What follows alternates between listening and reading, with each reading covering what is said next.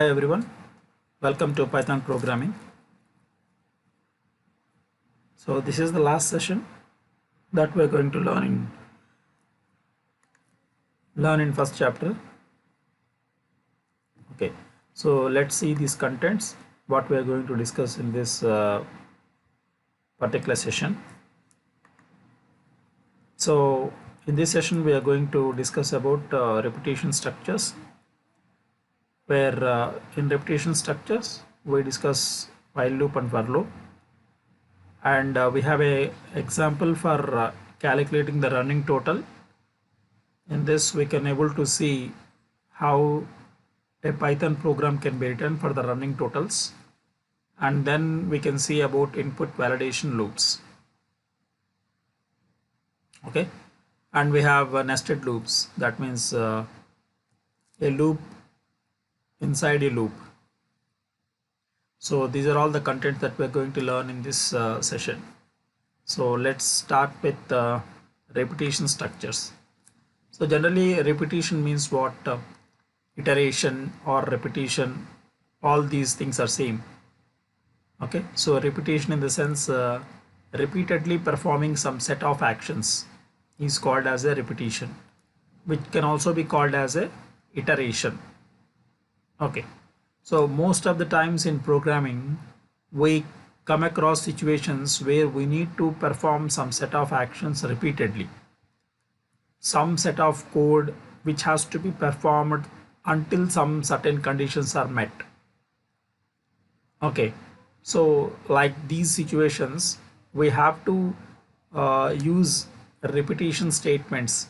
Like in C language we have repetition statements like while loop, do while, for loops. Similarly in this Python programming also we have while loops concept and for loops concept. Okay, so these are the two different loops through which we can perform repetition or the iteration kind of programmings. Okay, so once again I am repeating the definition of repetition. Set of actions can be repeatedly performed until some certain conditions are met. Okay, those are called as a repetition statements, or we can call as a iterative statements. So you can able to see a small example of a while loop here. So while loop is also a kind of a repetitive statement, which the body of the while loop is executed until some condition becomes true or until some condition become false. Okay, so a small example you can able to see on this screen. Okay, so this is example which print I value as long as I is less than 6. Whenever I is greater than 6, then the loop has to be stopped. Okay, so how can we perform this program is, first of all I am initializing I value is equal to 1. Then I am writing a condition in while loop, while I less than 6. Okay, so while I less than 6, what should I do? I should print I value. I should print I value. Then I will be incremented to 1. Okay, already I is 1, then it is incremented to next unit. That means I will become 2.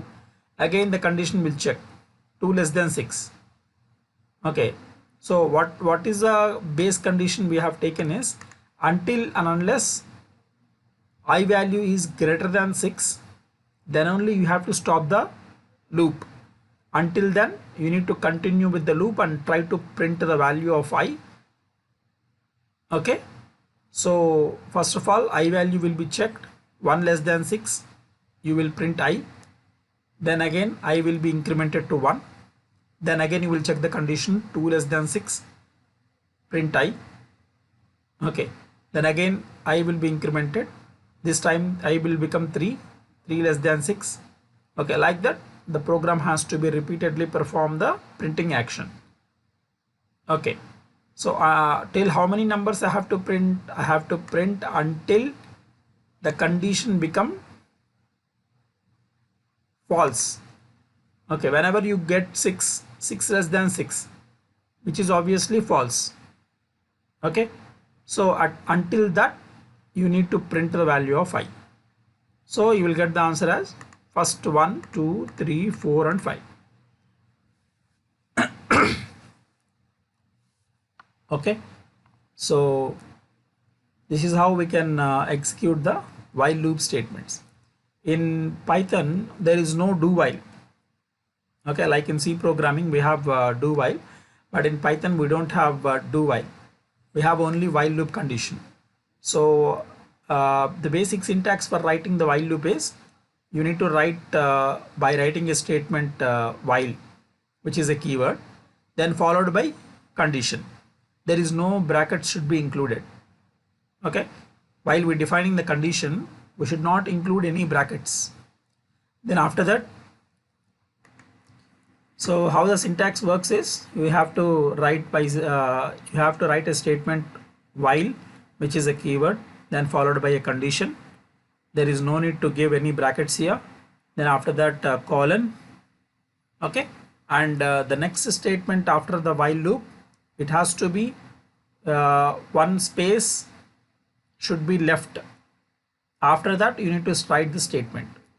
Okay, so this is called as an indentation, which is the proper way of writing any program in Python, especially when the conditions or while loops or any kind of these things are used.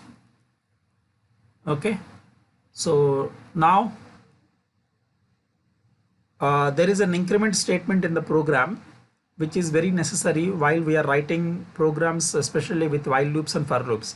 Without this increment variable, the condition will be continuous forever. Okay, so the increment value should be written. That's what I have mentioned in the bottom section.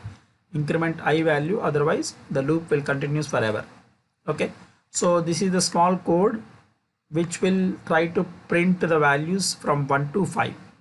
Okay, so once again I am repeating this. First of all, we have to take the I value as 1 while I less than 6. That means I want to print from 1 to 6. That is this condition means. Okay, I less than 6. After that followed by a colon, then print I, and I is equal to I plus 1. Okay, but here I have written like I plus is equal to 1, which is equal to I is equal to I plus 1. This is called as a shorthand assignment operator. Okay, so you will get the answer as 1 2 3 4 5. So after reaching 5, the condition becomes 6 less than 6, which is false. Then the condition breaks. Okay, so next the same example when you use break. Okay, so in loops also we can use break statement. Obviously break statement is what whenever the break occurs in any kind of loops or if conditions or anything, the control has to move out of that loop or move out of that scope. That is called as a loop generally. Okay, so on the right hand side you can able to see a small code. The main intent of this code is whenever I reaches to 3, I have to break the statement. That means I don't want to continue further. Okay, so the program is generally the intention of program is you try to print the values from 1 value to 6th value. That means 1 2 3 4 5. That is the order in which the numbers has to be printed. But we have included a condition inside that while loop saying that if I is equal to 3, then you should stop the code. Okay, further the values will not be displayed, or further the values will not be printed. Okay, so that is what the main intention of this code. So how should we write the code is the same code whatever we have written in the left hand side, but with some condition. If I is equal to 3, so then break. Okay, so whenever I reaches to 3, then I don't want to print further, so I need to break the condition. That means I need to break the loop. Okay, so that is how we can write the program. So you can see here, if I first of all I have taken one value while I less than 6, then followed by a semicolon, then I am printing the value of I. Then I am writing a condition inside that loop if I is equal to 3. Okay, if I is equal to 3, what happens? What should happen? Break. That means you need to break the loop. Okay, if at all I is not equal to 3, then again continue with the next iteration. So first of all, what happens is, first it will check the condition 1 less than 6. 1 less than 6. Then print I. Okay, it will print value 1. Then it will check I is equal to 3. 1 is equal to 3, which is not true. Okay, then don't follow the break condition. Then go to I is equal to I plus 1. Now the I value 1 will be incremented to 2. Then again check the condition 2 less than 6. Okay, again print the value of I. Again you check the if condition 2 is equal to 3. Okay, if at all it is not satisfied, then again go to the next iteration. That means I value will be incremented to again 1. So that means 2 will become 3. Now we will check the condition 3 less than 6, which is also true. Then you will print the value of I, which is 3. Then you check the condition if condition I is equal to 3. That means I value becomes 3. So 3 is equal to 3, which is true. Whenever this condition become true, then you have to execute the break statement. Then break statement is executed and it will come out of the loop.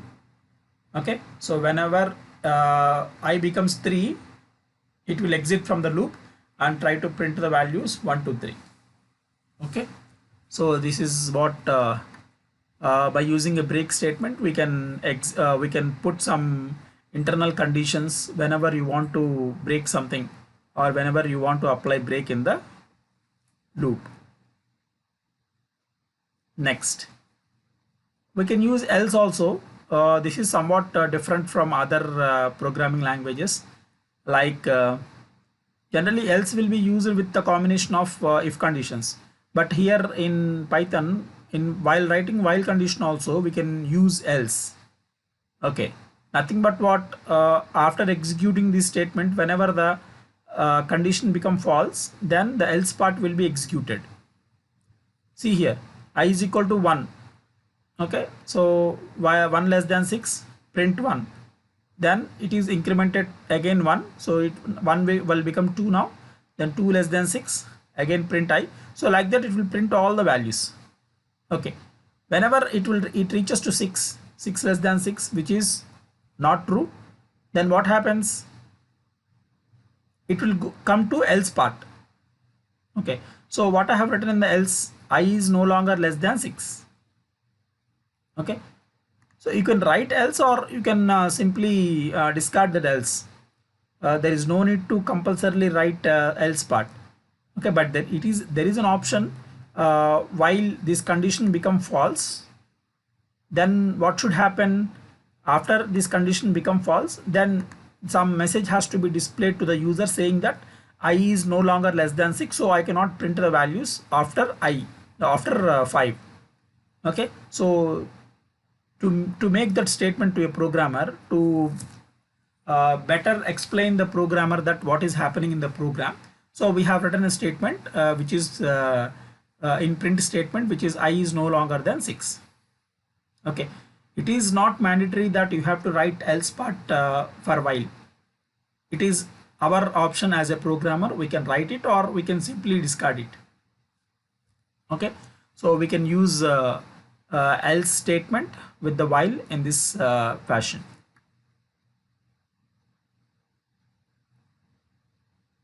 Next, for loop. Okay, so for loop is generally in Python especially, for loop is used for iterating a sequence of values. Like sequence of values comes nothing but list, tuples, dictionary, okay, and string, sets. All these are called as the sequence data types, which we have learned earlier. So for loop especially we use for loops in Pythons to iterate the list, tuples, dictionary, and sets and strings.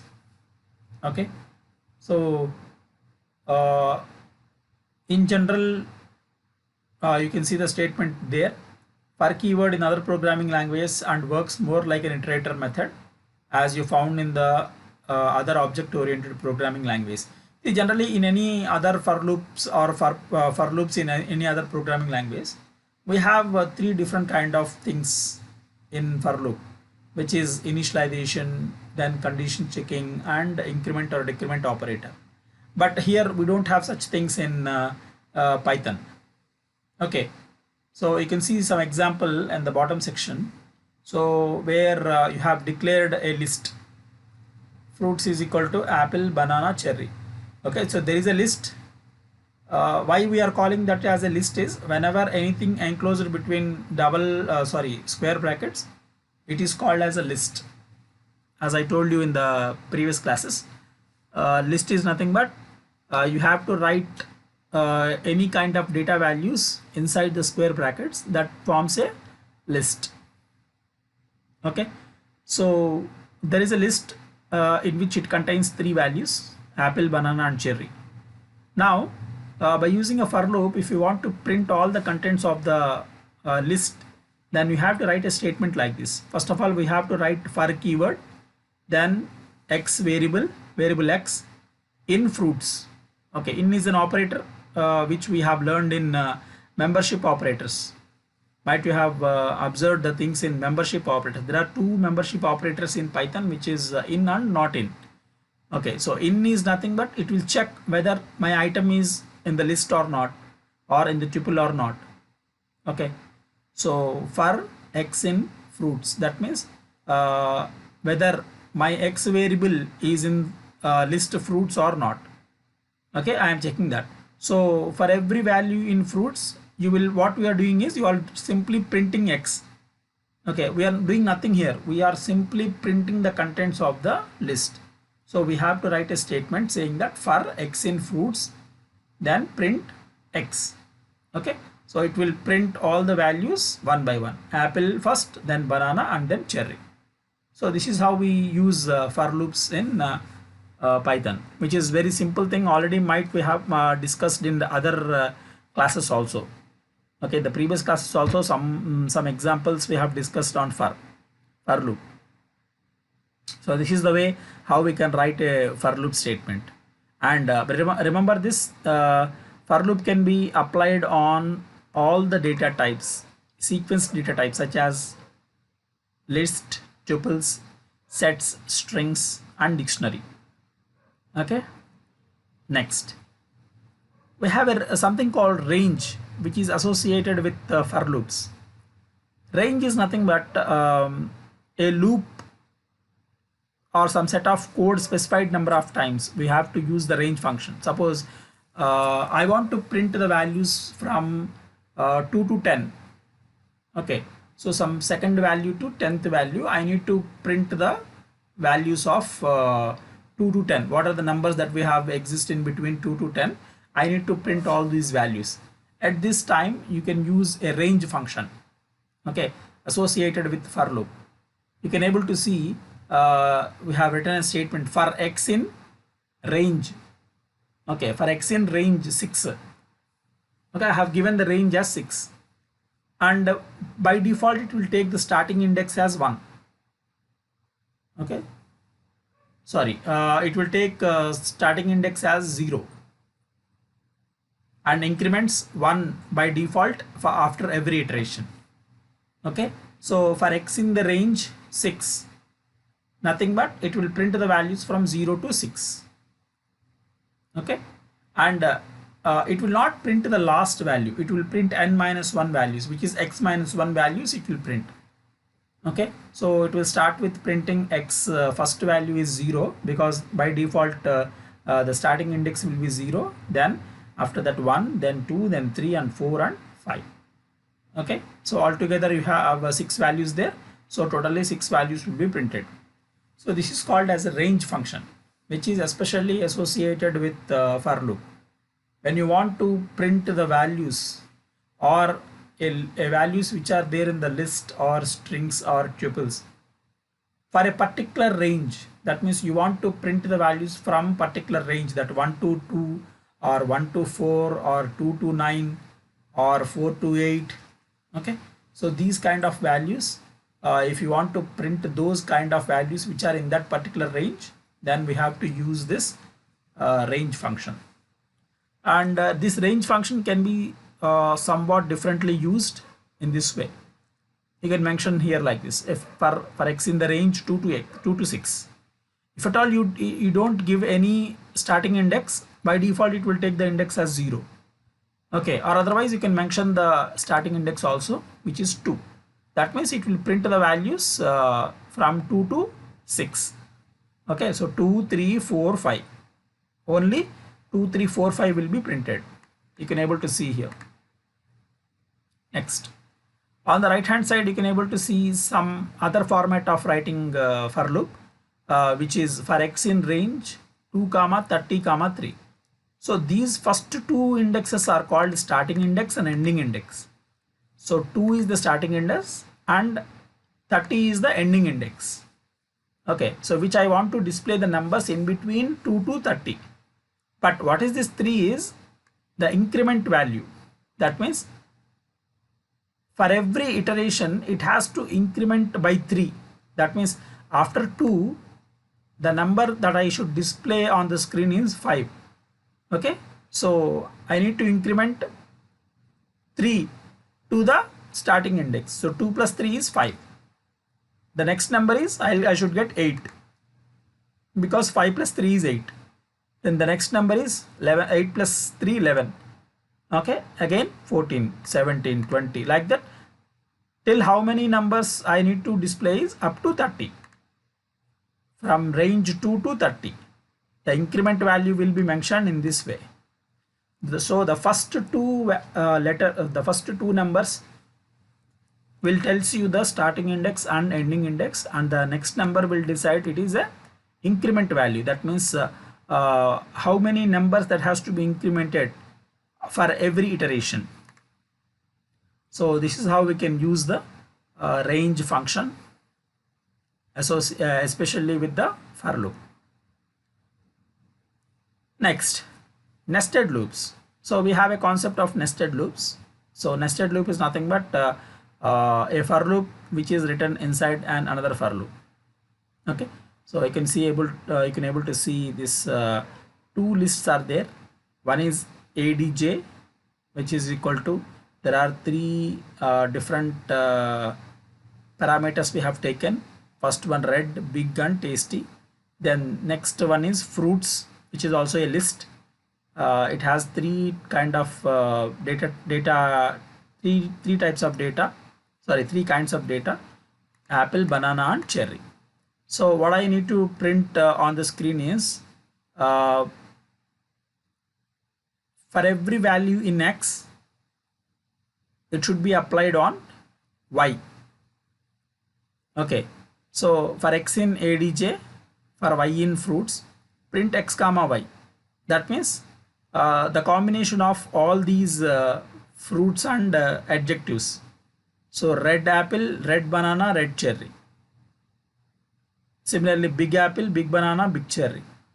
Next one is tasty apple, tasty banana, tasty cherry. So the combination of all the values. Okay, so to get these kind of output, we need to write a for loop which is inside another for loop. Okay, so for X in ADJ, for Y in fruits, print X comma Y. There is a combination of all the values. I need to get all these combination of values. So red apple, red banana, red cherry. Okay, so first index should be matched with all the three values in the fruits. Similarly, the second index should be matched with all the three values in the fruits.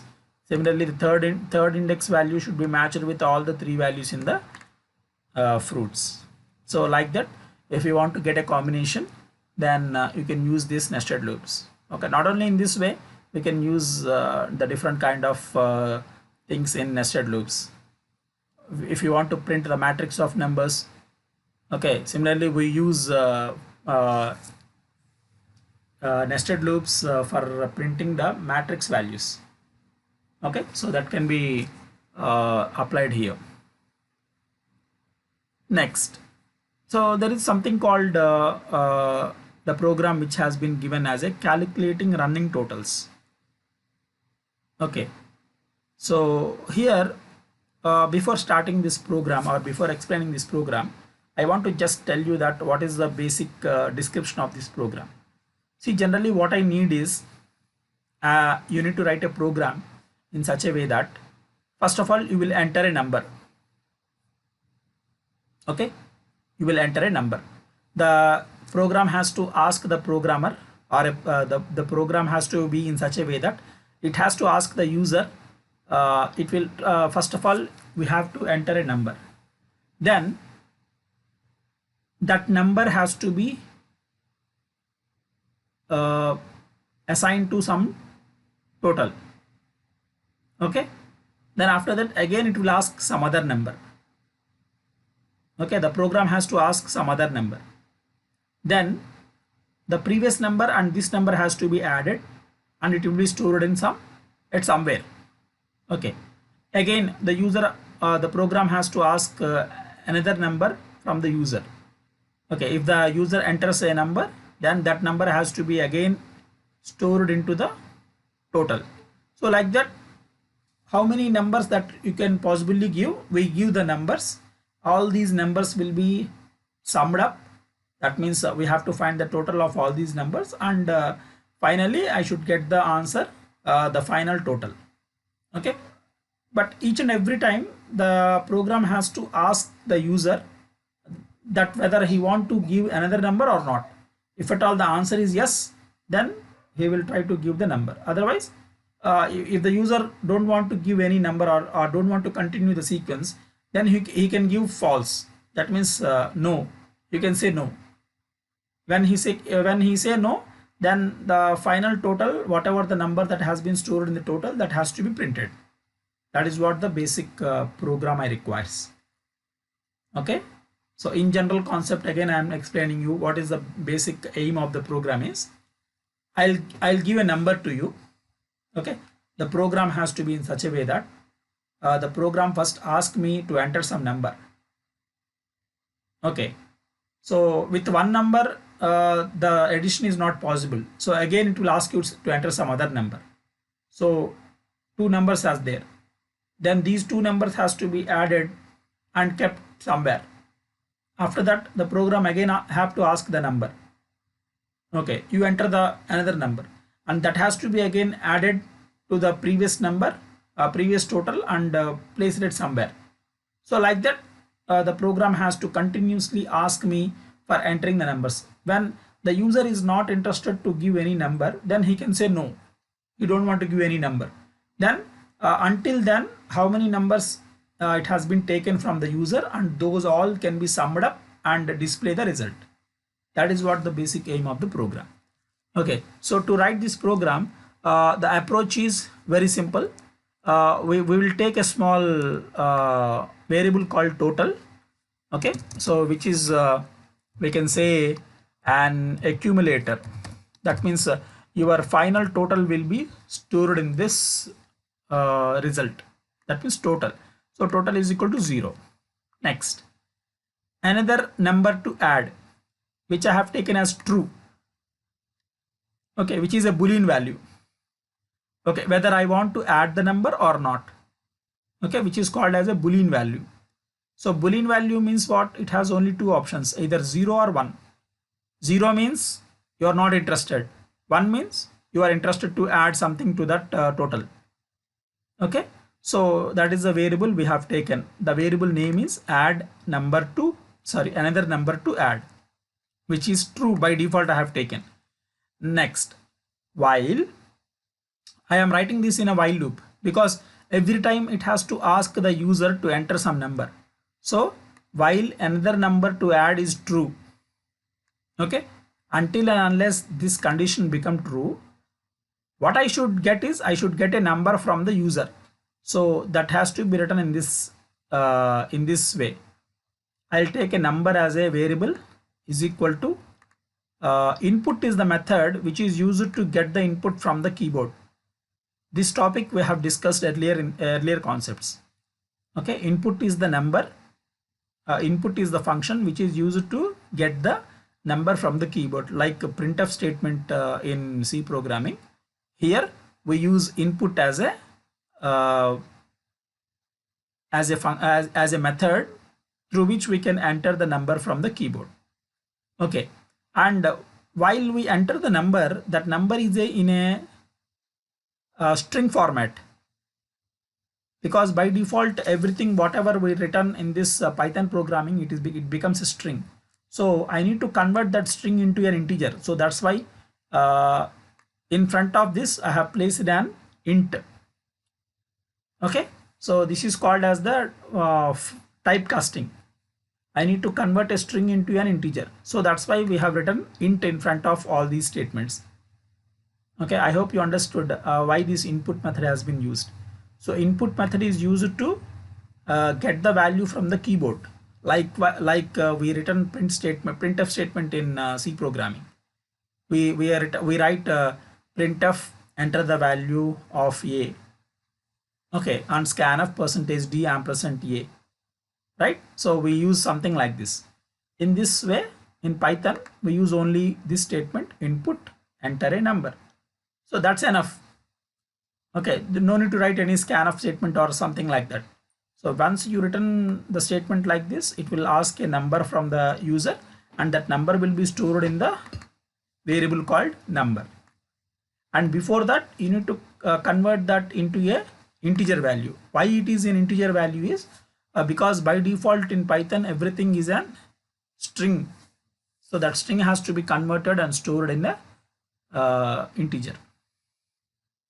Next, total is equal to total plus number. Okay, already there is a value 0 in total. So 0 plus, and whatever the number you have entered now, that number will be added, and this total result will be stored in total again. Now this is the important point. Now the program has to ask the user to give some other number. Okay, so that I have taken in the variable answer. Answer is equal to input, want to add another number. If, then I have written some if condition. If answer is y, okay, if I want to add something, then add another number to add is true. I should keep this true. Otherwise, if I don't want to enter any number else, what I am doing here is I am assigning this another number to add is false. False means what? I don't want to add any other number to that. Okay. So after that, finally, the total has to be printed. How the total has to be printed? Here I have written a statement. Here is your total. Okay, comma. Your answer will be there in total. Okay. So you can see the output here. First of all, the program will ask you to enter some number. You will enter 5. Then after that, want to add another number. It will ask you to add another number. If you give y, then it will ask again the number. Now you are giving 6. After that, again it will ask you to enter the number. Then you will get the number as 9. Okay. Now here you observe this case. Want to add another number. Okay, what the answer you have given? No, I don't want to add another number. Okay, so whenever you will give no as your answer, so what is this value becomes false. So this will be replaced in this while loop. So whenever this true become false, what happens? The condition has to break. Okay, the loop has to break. This condition become false and the loop has to break. Now it will directly comes under this place and the total will be printed. So what is the total of 9 plus 6 plus 5? Obviously 20. That 20 will be printed here. Okay. Next. The same program here, we can write it in some other different way. Okay, so see here, this is nothing but I want to add the numbers which are there in the list. Okay, I want to add the numbers which are there in the list. So I have taken a list. In that list I have taken 4 values 8, 6, 7, 5. Okay, and I am using a for loop for this. For x in, okay, instead of x I am writing number in this list. If at all that number exists in this list, then you have to add that number to the total, and finally you print the total. So whenever you write this program, obviously what it will happen is it will add first 8 to the total, then 6 to the total. 8 plus 6, 14. So 14 plus next number 7, 21. Then again 21 plus next number 5, 26. So like that all the numbers in the list will be added. First 8, then 6, and then 7, and then 5. So 8 plus 6 plus 7 plus 5. You will get the answer as 26. Okay. But this way is worked with only with this list of numbers. Okay. Do you agree or not? So in this way, we can add only the numbers which are stored in the list. Okay. Only these 4 numbers can be added. But this is not the right way for writing any program. So this can be modified and put it in a precise way. In this right hand side, we have written the small program. So see here. First of all, what I am taking is total number of numbers. How many numbers I want to add? First of all, I am asking the user how many numbers you want to be added. So for that, I have taken number of numbers is equal to input of how many. I'm simply asking a question to the user, how many numbers you want to add. Okay, so you will decide and you will give whether it is 5 or 4 or 6 or 7, whatever the number. Then I am writing a for loop for n in range. Okay, for n in the range. What is that range? Numbers of numbers. What is this numbers of numbers? Nothing but the number whatever we have given. Suppose this numbers of numbers is 5. That means I want to add 5 numbers. So for n in the range 5. Okay. So you have learned in the range function how the range function is used in the previous class. Previous slide. What is this range 6 means what? You want to add 6 numbers or you want to print some 6 numbers. Okay. Similarly here, range is nothing but for n in the range. That means I have given 5 here. Let us suppose I have given 5 numbers. So 0 to 5. Okay. And for every number, I want to take the input from the user. So number is equal to int input of give the number. Okay. So from 0 to 5, I will take all the numbers from the user. So see the output here. First of all, it will ask you to enter how many numbers? 5. Then for every time it will ask you to enter the number.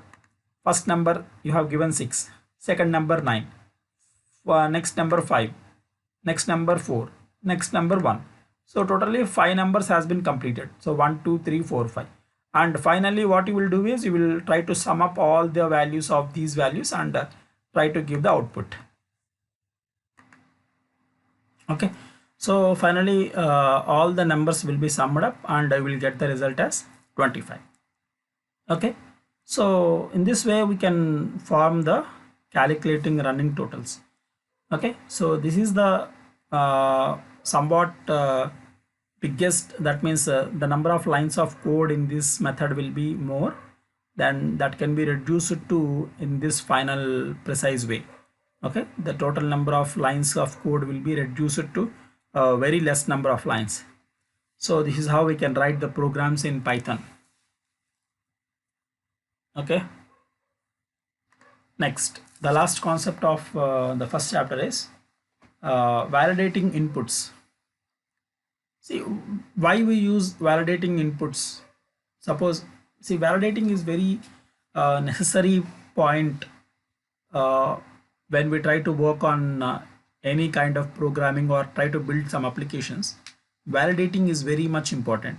Suppose we are giving some password or we are setting some password to any website or any a website or something. So you will suggest some conditions to the setting of a password, that the length of the password should be 8 characters long, minimum 8 characters long. Then we should use the uppercase letter, then we should use the @ symbol in that. Okay, and you should use any number in that. So we are putting some conditions on how to set the password. This is for what? For the strongness of the password. Okay, so nobody can try to hack your password. So we are following these guidelines for setting up the password. Similarly, when we are entering the data for any kind of a website or anything, we have to validate the input values whatever given. Suppose the websites what we are seeing not meant for all the websites are not meant for the people who are above a certain age or the below certain age. Okay, so we are imposing some instructions on we are imposing some conditions on the websites that what age group people can use these kind of websites or not. Okay, so these kind of things can be handled more efficient manner in Python.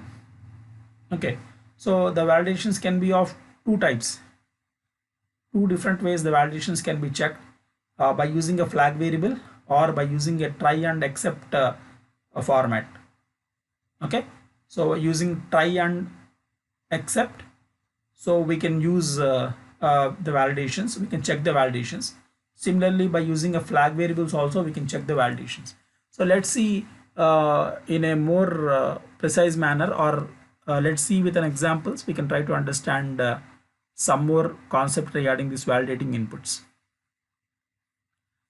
See here, types of validation. There are three types of validations: type check, length check, range check. Type check is what we are checking whether the data, whatever the data we are entering, it belongs to particular data type or not. Example, int, float, etc. Next one is length of the string. It will check whether the string whatever we are giving is of particular length or not. This can be used in passwords. So the length of the password should be more than 8 characters. If at all you are setting the password with less than 8 characters, obviously you will get a pop-up saying that your length of the password should be from minimum 8 characters, it should be the length. So that is a pop-up, it will be displayed on the screen. Okay, so from that we will understand that, okay, I need to enter the password which is longer than which is not shorter one, so I have to enter minimum 8 characters. Okay, and then checking the range whether you have entered the correct number in between the numbers. So you can able to see a small code here. Okay, so what I am trying to do here is, first of all, this program will ask you to enter some number. Okay, that number is basically the age. Okay, how old are you? I am asking a question to you. How old are you? You have to give the whole number. That means the age should be in a whole number, either 14 or 15 or 25 or 35. Okay, the age should not be in a fractional number. Nobody should say that I am 32.5.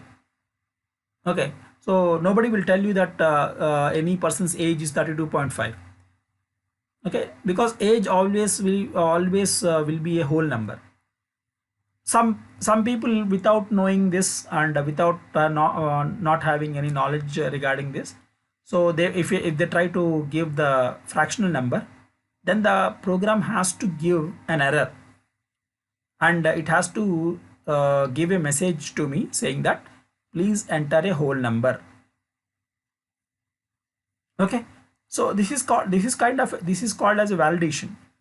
I am checking whether the number that we have given is a particular type or not.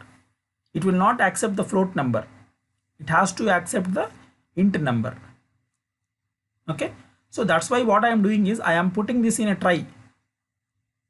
Okay, so wherever I want to check the validation, that I am keeping in this try block.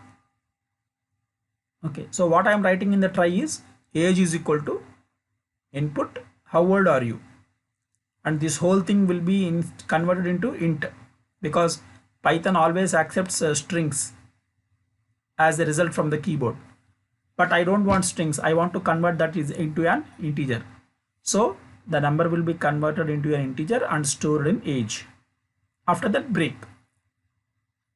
Okay, you just simply enter you will print that age. Okay, what happens if someone has given the number as 2.5?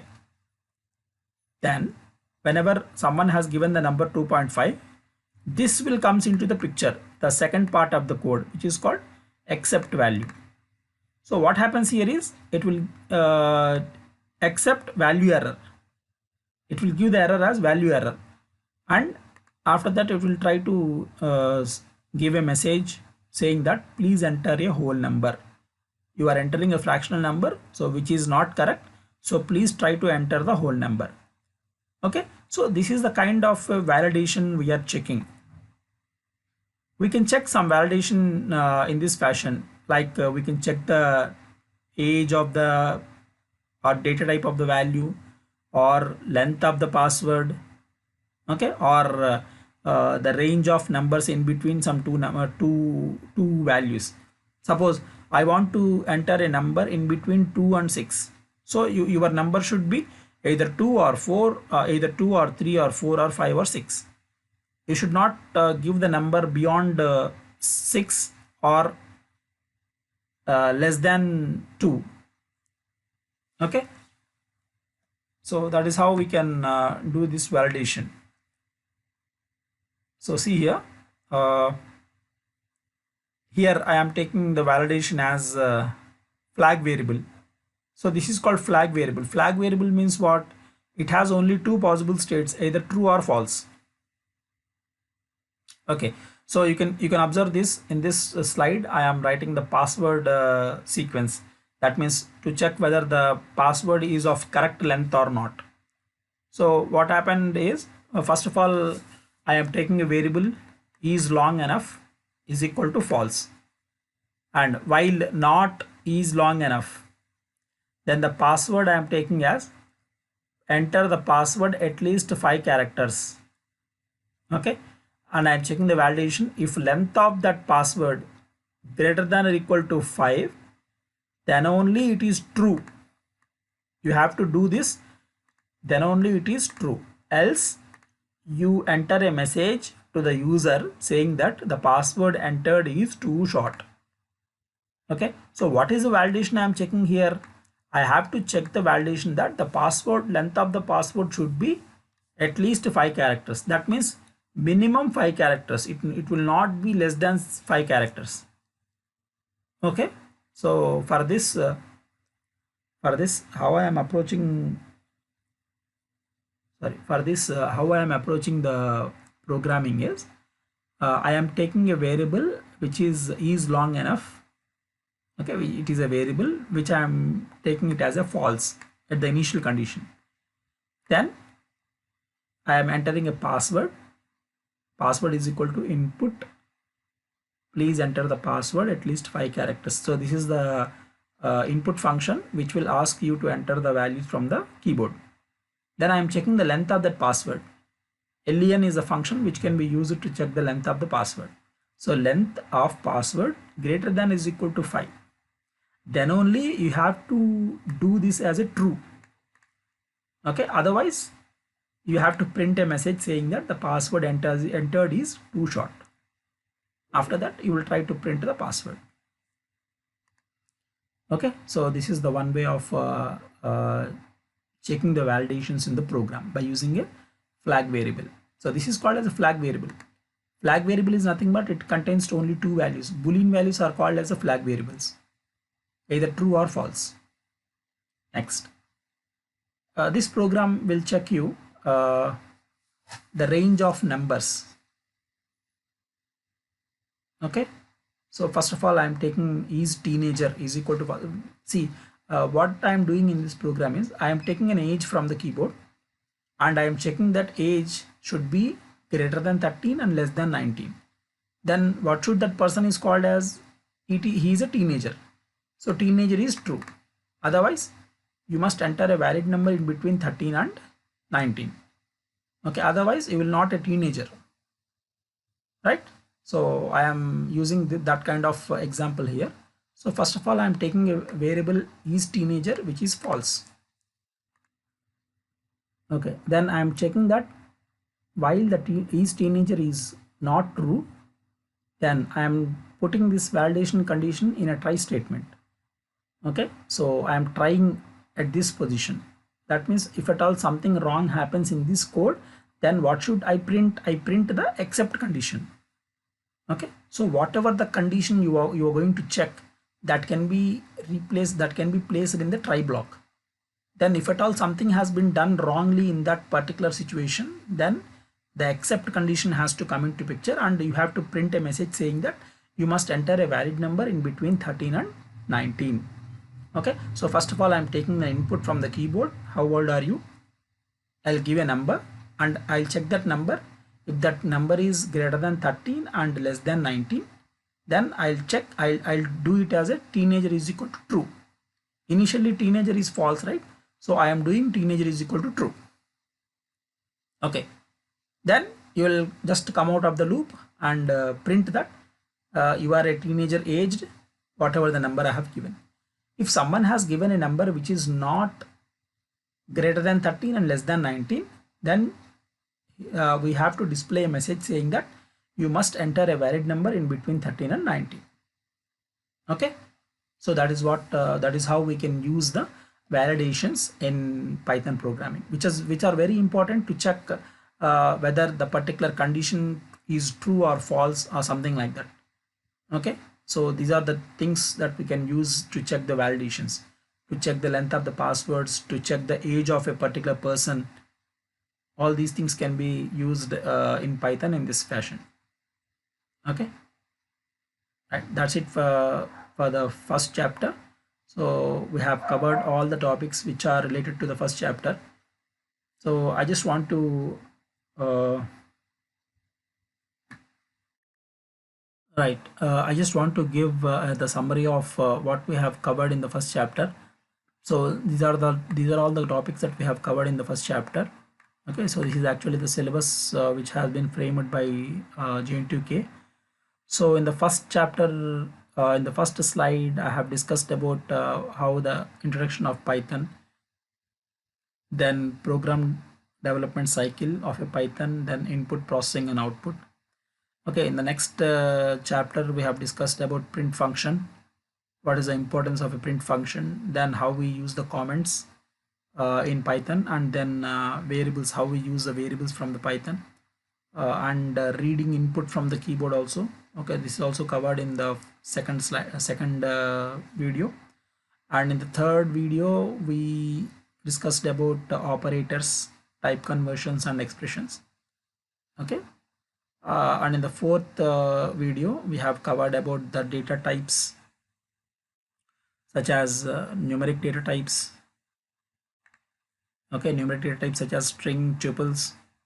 Okay, and then in the next video, we have covered sets, the data type sets.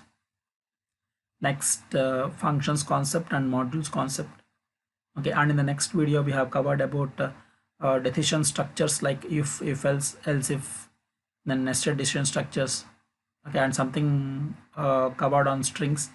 What are the methods that we have used in strings, like that. Then after that, in this last video, we have covered about while loop and for loop, and calculating the running total and input validation loops.